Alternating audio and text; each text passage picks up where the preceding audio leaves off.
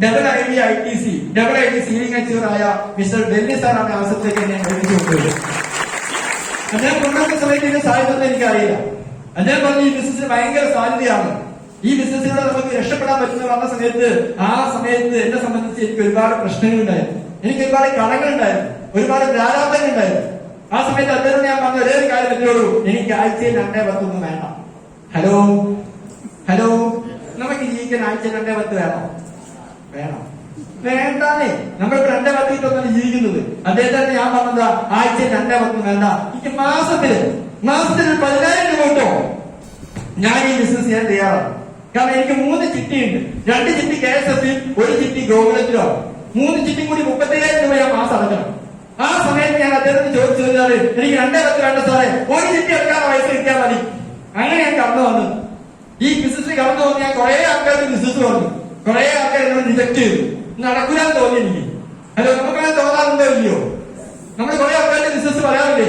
ഞാൻ ഒരുപാട് ആൾക്കാരുടെ ബിസിനസ് പറഞ്ഞു. ഞാൻ വർക്ക് ചെയ്യുന്ന മേഖല ഇൻഷുറൻസ് ആണ്, നിങ്ങൾ മനസ്സിലാക്കണം. ഇൻഷുറൻസ് വർക്ക് ചെയ്യുന്നതിനെ സംബന്ധിച്ച് കോൺടാക്ടിന് കണക്ഷൻ എന്തെങ്കിലും കുറവുണ്ടാവോ? ഹലോ, ഒരു കുറവുമില്ല. ഞാൻ കുറെ ആൾക്കാർ നടന്ന് ബിസിനസ് പറഞ്ഞു. എല്ലാവരും എന്നോട് പറഞ്ഞു നീ രക്ഷപ്പെട്ടു വാ, ഞങ്ങൾക്ക് കണ്ടാ മതി.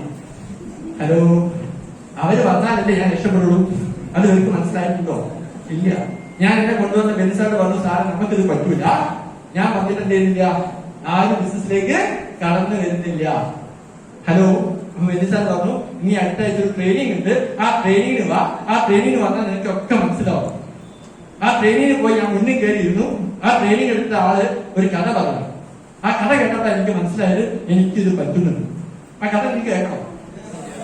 ആ ട്രെയിനിങ് എടുക്കുന്ന എന്റെ ലീഡർ പറയാണ്, അദ്ദേഹം ഒരു ദിവസം ട്രെയിനിങ് ഒക്കെ കഴിഞ്ഞ് വീട്ടിലോട്ട് പോകുന്ന സമയത്ത് അല്ല, അദ്ദേഹം വണ്ടി വാങ്ങിയില്ല, നടന്നു പോവാണ്. നടന്നു പോകുന്ന സമയത്ത് രാത്രി 12 മണിയായിട്ടുണ്ട്. ബാക്കിൽ ഒരു സൗണ്ട് കേട്ടപ്പോൾ തിരിഞ്ഞു നോക്കുമ്പോൾ ഒരു നായി നല്ല സൗണ്ട് ഉണ്ടാക്കി നിൽക്കുകയാണ്. ഇയാളെ കടിക്കാൻ വേണ്ടി ഇയാളെ കല്ലെടുത്ത് കയറി വെച്ചു കൊടുത്തു. നായി പോയി. ഇയാൾ പിന്നെയും ബിസിനസിന്റെ ഓരോ കാര്യങ്ങൾ ആലോചിച്ച് നേരെ വീട്ടിലെത്തി.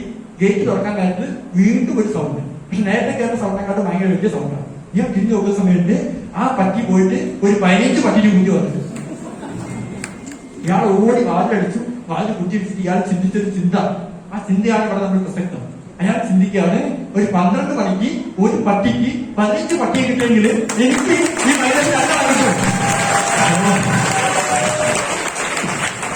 ആ കഥ കേട്ട സമയത്ത് എനിക്ക് തോന്നി അയാൾ എന്നെ കുറിച്ചാണോ അത് പറഞ്ഞത്. അതിനുശേഷം പിന്നെ ഞാൻ ആളെ കിട്ടിയില്ല, ഞാൻ പറഞ്ഞിട്ടേ ഇല്ല. ഹലോ, ഞാൻ പറഞ്ഞ മനസ്സിലായോ?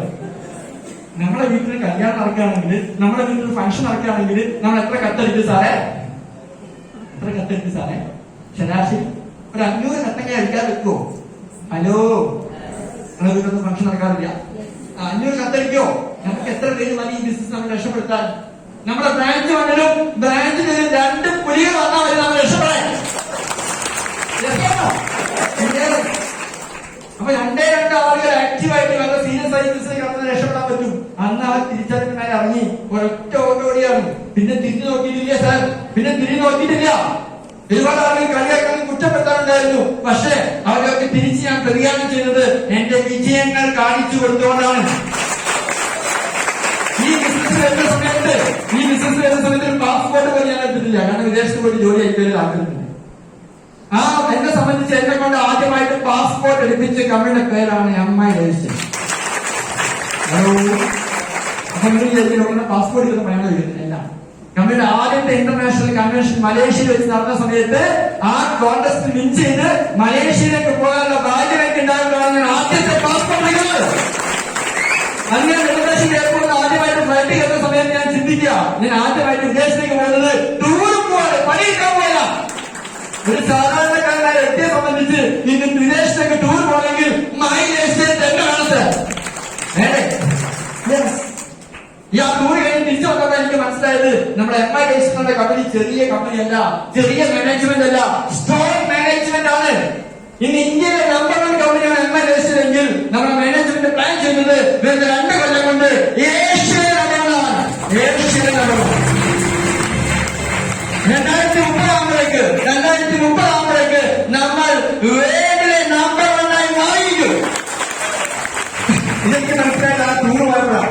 ആ ടൂർ പോയപ്പോൾ നമ്മുടെ കമ്പനി MD പറഞ്ഞ വാക്കുകളാണ്. ഹലോ, ആ 100 രൂപ തിരിച്ചു വന്നാൽ പിന്നെ എനിക്ക് ഒരു സംശയമില്ല, ഇതിൽ വിജയിക്കോ ഇതിലൊരിക്കലും എന്താ പറയുക പരാജയപ്പെടാനുള്ള സംശയം എനിക്കില്ല. അന്ന് ഇറങ്ങിയതാണ്. ആദ്യം ഞാൻ ഈ ബിസിനസ്സിലെ വന്ന സമയത്ത് എന്റെ കയ്യിൽ സെക്കൻഡ് ഹാൻഡ് സ്പ്ലെൻഡർ ആണത്. ആ സ്പ്ലെൻഡർ ഞാൻ മലപ്പുറത്ത് ടീം ഉണ്ടാക്കാൻ വേണ്ടി കൊണ്ടുവരാറില്ല. ഞാൻ കോഴിക്കോട് ഇവിടെ എവിടെ വെക്കും, KSRTC വെക്കും. അവിടുന്ന് ബസ് കയറിട്ടാ മലപ്പുറത്തേക്ക് വരുന്നത്. അങ്ങനെയാണ് മലപ്പുറത്ത് ഞാൻ ടീം ഉണ്ടാക്കിയത്. കാരണം എന്താ അറിയോ, ആ സ്പ്ലെൻഡർ അവിടെ ഇവിടെ ഒപ്പിക്കില്ല. ഹലോ ആ പക്ഷെ ഇന്ന് ഞാൻ മലപ്പുറത്തോട്ട് വരുന്നുണ്ടെങ്കിൽ അത് 14 ലക്ഷം രൂപയുടെ കിയാ സോണിൽ വാങ്ങിച്ചില്ല. അതാണ് മൈഗ്രേഷൻ അത് എന്റെ കഴിവല്ല. ഞാൻ റൈറ്റ് ആയിട്ട് ഡിസിഷൻ എടുത്തു.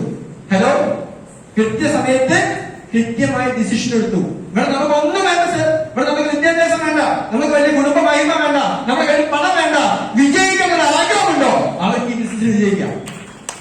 നമ്മൾ പണ്ട് സ്കൂൾ പഠിക്കുന്ന സമയത്ത് നമ്മൾ കഥ കേട്ടിട്ടുണ്ടോ? ഒരു പണ്ഡിതനും ഒരു പാമ്പനും കൂടി തോണി പോകുന്ന കഥ കേട്ടില്ലേ? കേട്ടിട്ടുണ്ടോ? ഞാൻ പറഞ്ഞതാ. ആ പാമ്പനും പണ്ഡിതനും കൂടി തോണി പോകുന്ന സമയത്ത് ആ പണ്ഡിതന് തോണി തുടങ്ങുന്ന ആൾ ചോദിക്കാണ്, എനിക്ക് സയൻസ് അറിയോ? അപ്പൊ തോണി തുടങ്ങുന്ന ആൾ പറഞ്ഞു, എനിക്ക് സയൻസ് അറിയില്ല. അപ്പൊ ഇയാൾ പറഞ്ഞു, എന്റെ ജീവിതത്തിന്റെ ആ ഭാഗം പോയി. കേട്ടില്ല? കുറച്ചുകൂടി മുന്നോട്ട് പോയാൽ നമുക്ക് ഇംഗ്ലീഷ് അറിയോ? എനിക്ക് ഇംഗ്ലീഷ് അറിയില്ല സാറേ, എന്നാ എന്റെ ജീവിതത്തിന്റെ പകുതി പോയി.